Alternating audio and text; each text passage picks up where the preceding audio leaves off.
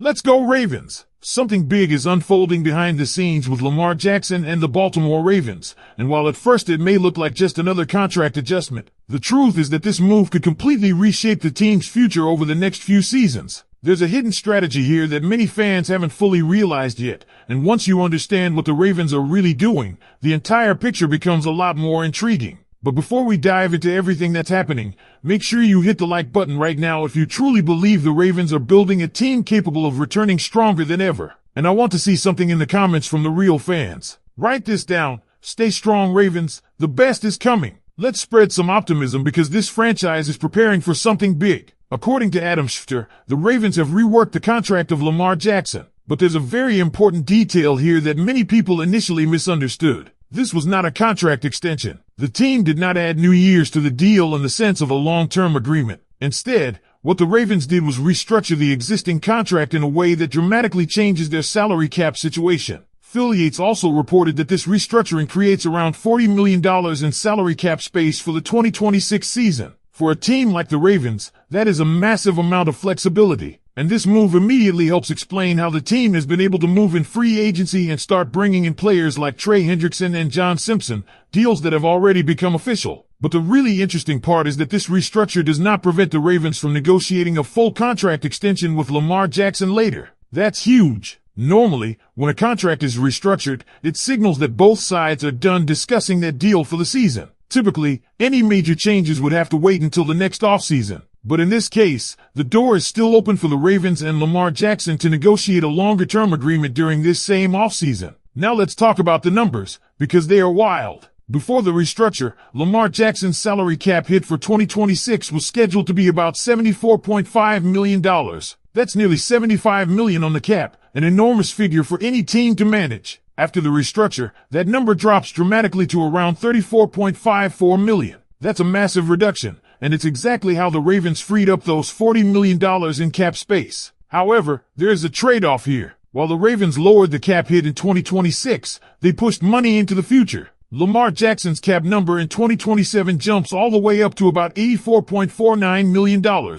In other words, the Ravens essentially kicked the financial can down the road to create room right now. And right now is clearly important for the front office. According to Brian McFarland, after these adjustments the Ravens were sitting at roughly $56 million under the salary cap before several new deals were fully accounted for. That number will obviously go down once contracts like Trey Hendrickson, John Simpson, Corey Bullock, Carl Jones, Dayton Wade, and Basil Aoe are included. But even after those adjustments the team still has significantly more financial flexibility than Ravens fans are used to seeing. But here's where the tension starts to build. Without a contract extension, Lamar Jackson could become a free agent after the 2027 season. Not this upcoming season, but the one after that. If the Ravens and Lamar Jackson cannot reach a long-term agreement by that point, he could potentially hit free agency in 2028. And for many Ravens fans, even the thought of Lamar Jackson testing the market is extremely uncomfortable. There's another factor that adds urgency to the situation. Lamar Jackson represents himself. He doesn't have an agent negotiating deals year-round.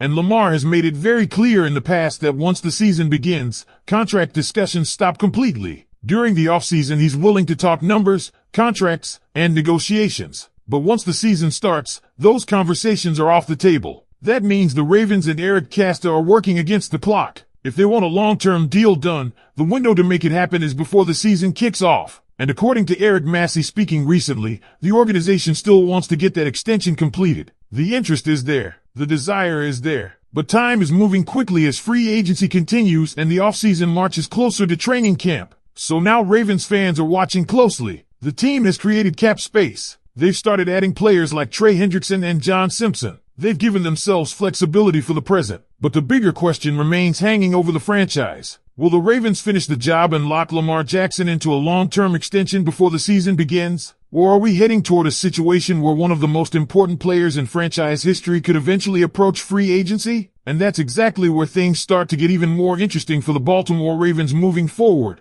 because this situation isn't only about the contract numbers. It's also about the direction of the roster and how the team plans to build around Lamar Jackson in the coming seasons. With this restructure creating roughly $40 million in cap space for 2026, the Ravens suddenly have more financial flexibility than they typically operate with. According to Brian McFarland, before several of the recent deals were fully accounted for, the team was sitting at around $56 million under the salary cap. For Ravens fans, that number almost feels unreal because historically this organization tends to operate much tighter against the cap. But that number was before a series of signings began to reshape the roster. Deals for Trey Hendrickson and John Simpson have already been completed, and there are several additional one-year contracts that also factor into the equation. Corey Bullock signed a one-year deal worth $1 million.